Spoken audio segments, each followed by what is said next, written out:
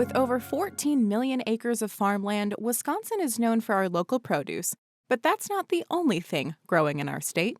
Agritourism is, in its most simplest form, agricultural tourism, but it goes a lot deeper than that. It's bringing people out to a rural area to see activities that they don't normally see in the city.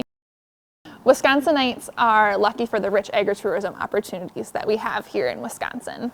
There's going out and picking a pumpkin, but also going to a cranberry bog and learning about cranberries. As the agriculture industry grows, smaller farms have repurposed their land for tourism.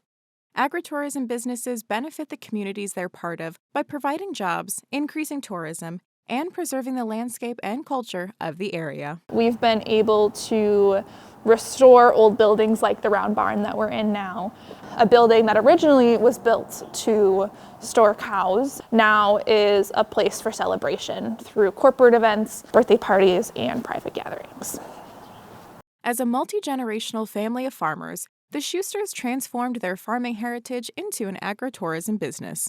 Here at Schuster's, we kind of have two main seasons. Our summer season features our blooms and butterflies, as well as baby goats, tacos, and live music.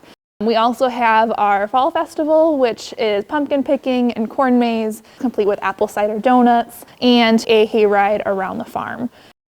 Agritourism really is year-round. Here at Schuster's it might be seasonal, but there's lots of wineries and distilleries and breweries that are open year-round. The agritourism opportunities in Wisconsin are truly endless to get outside and enjoy. And now you know you're Wisconsin.